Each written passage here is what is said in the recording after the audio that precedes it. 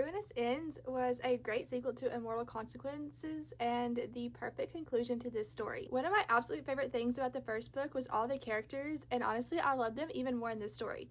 My favorites were still August and Ren, who somehow had even more attention in this, and I was really nervous for how their ending would go. However, the character growth in this is really where the writing shines. We still do get all 6 POVs in this, which I absolutely loved. And you really get to see the characters go through so many different things that challenge them. I loved seeing them step into their different roles, and I feel like each of them became leaders in their own way. I do want to say I think the story was slower paced and less intense than book 1, and for me it didn't really pick up until about 60% of the way through. However, the last 40% had me hooked. This is where all the twists and turns that I loved in book 1 happen. Honestly, I spent the last part of the book so scared for this ending because I had no idea how it was going to turn out. But I ended up absolutely loving the ending, and even though it was not anything that I was expecting to happen, I thought it was a beautiful way to end this series.